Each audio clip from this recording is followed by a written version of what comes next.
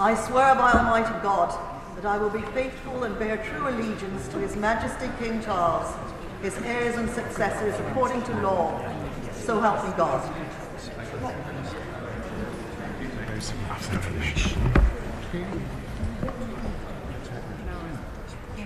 I do solemnly, sincerely, and truly declare and affirm that I will be faithful and bear true allegiance to His Majesty King Charles, his heirs and successors according to law.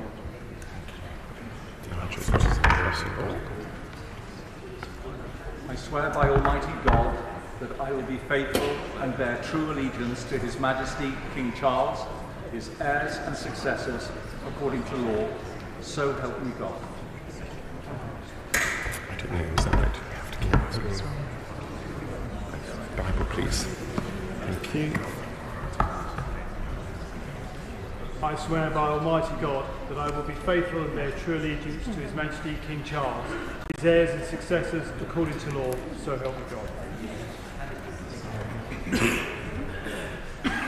I swear by Almighty God that I will be faithful and bear true allegiance to His Majesty King Charles, his heirs and successors according to law, so help me God.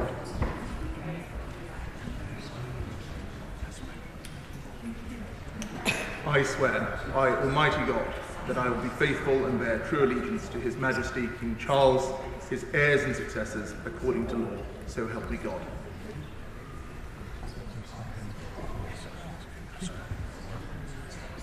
I swear by Almighty God that I will be faithful and bear true allegiance to His Majesty King Charles, his heirs and successors according to law, so help me God.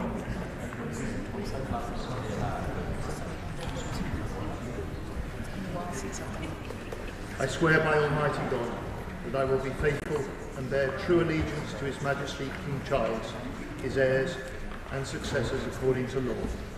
So help me God.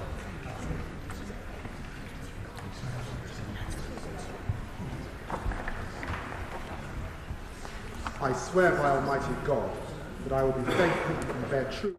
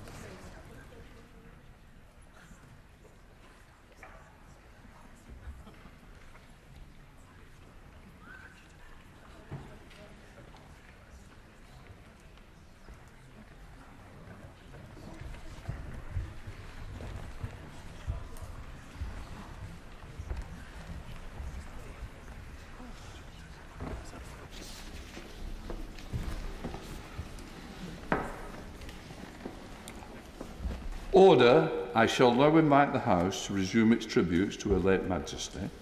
I expect to conclude tributes up till 10 o'clock, and at that time I shall invite the Minister to move the motion for a humble address to His Majesty. 182 members contributed yesterday. I know many want to do so today. I hope, therefore, that members will keep to the informal time limit of no more than 3 minutes. I now invite the Deputy Prime Minister, Dr. Therese Coffey. Well, first of all, Mr. Speaker, I'd like to thank you for allowing government ministers to be able to participate in this debate today. I really do appreciate it, and I know that my constituents from Suffolk Coastal will do so too. The constancy that Her late Majesty the Queen gave us through decades, whether as a child, it was personally with the Silver Jubilee, and indeed all the celebrations that we had for Golden, the Diamond, and in particular, most recently, the Platinum, as well as all the commemorations of E-Day, and moments when the Queen brought this nation together, both recognising sad times, as well as those points at the cenotaph, but also the celebration of what makes our country great. Just thinking about my mother, the very first time she watched television was when the coronation happened, and somebody in her town of Wrexham nearby bought a TV, and people piled in from around the surrounding streets in order to watch the princess, of course, the Queen by then, be crowned. But that impact goes right around the world, and I saw that when I was an environmental minister, and indeed whether it was when I Kenya, Uganda, wherever I went, certainly the Queen was held in the highest regards, and there were always representations made for her. But that sort of impact actually happened during World War II as well. You know, if I think about the broadcasts that happened by the princesses, I remember a long time ago, in 1995, when I went to, as a representative of the United Kingdom as a youth, we went to the Anne Frank house, and there were pictures of the princesses. And indeed, in the Anne Frank diary of the 21st of April, 1944, Anne Frank referred to the 18th birthday of the then Princess, Her Royal Highness Princess Elizabeth of York, but along the lines of not only wishing her birthday, but also wondering which prince they will marry this beauty off to. But that sort of constancy and impact around the world is something that I am confident that our new sovereign king will have as well, not only for his work on the environment, but also continuing the sincere traditions of his mother. Turning to Suffolk Coastal and the impact there, well, I will always pay tribute to the savvy parish councils, Rendlesham Parish Council, who always put their parish fete on the same day as the Trooping the Colour, because we get the lineup of all the flypasts coming through the Suffolk Coastal constituency, whereas many other places pay for it. But there seemed to be a particular affection to Benjamin Britten and opera music, and in terms of the Queen opened Snake Maltings and the 20th Festival in 1967, and when it burnt down just a couple of years later, she came back in effect to reopen it as well. And that affection carried on, and I think it was that love of music that we may not have always seen so self-evident. But indeed, people will know in this chamber and elsewhere the special arrangement of the national anthem that Benjamin Britten wrote. And that was then further testified by the fact that the Queen authorised the name of only one other person on the coinage of the realm. That was Benjamin Britten. In terms of, Mr. Speaker, I want to say on behalf of the people of Suffolk Coastal how much they will miss Queen Elizabeth II, but also pledge their loyalty and support to King Charles III. Thank you. Yvette Cooper. Thank you, Mr. Speaker. This morning, the Accession Council met to proclaim the new sovereign, His Majesty King Charles III, and it was an immense honour to bear witness to that historic proclamation for the Privy Council, but also for my constituents in Normanton, Pontefract, Castleford and Nottingley. And for us in Pontefract, it's particularly important to mark the arrival of the new King, who, as Prince, has been a huge supporter of the Prince of Wales Hospice in Pontefract. And an association we hope considerably more positive than our last constituency connection with the accession of a monarch, which involved Pontefract Castle, Richard II, and a rather unfortunate end. Mr. Speaker, it's an honour today to speak in the second day of tributes to Her Majesty, to a truly remarkable Queen. And everyone has their memories. For one of my constituents, it was parcels from the young Princess Elizabeth sent in 1947, sharing the country, across the country, wedding gifts. She said, "I've always remembered it. There was a pineapple in it and we didn't know what it was." And for those of us children in the 1970s, it was the Silver Jubilee. The Queen meant street parties for us, and everyone made such a big fuss of it being 25 years, we frankly thought she'd already been Queen forever. And that's what she was, for us and subsequent generations, our forever Queen, the constant who would serve our country for another 45 years. And right honourable members for Peckham, for Doncaster North, for Chingford have all described how, when they became Privy Councillors and when they left their office, she invited them to tea once they'd left their job. And the remarkable thing is, she did it for dozens of us. Every departing cabinet minister or party leader. And I was invited after the 2010 election. We drank tea. She asked me how we had managed with the kids as being cabinet ministers. And I said chaotically. And we talked about housing as well. And others have described the kindness that she showed in those meetings, but I think it was much more than that. She didn't invite us when we were on the way up. She didn't invite us when we were playing a constitutional role. She only invited us when it was all over and when the cameras had gone home.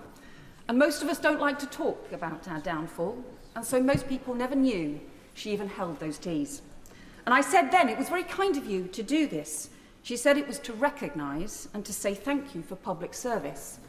And that said much more about her than it did for the service that any of her cabinet ministers had shown, because it showed how privately, even more than publicly, she believed in selfless duty and valuing public service to our country. And yes, she showed that sense of mischief. And I think no one has told the story that so many of us must have heard John Prescott, the Lord Prescott, tell of his first Privy Council meeting with Claire Short, who was International Development Secretary at the time, and who, according to John, had arrived late with a large handbag and a pile of papers. And as they stood to hear the Privy Council business read out, suddenly Claire's phone began to ring.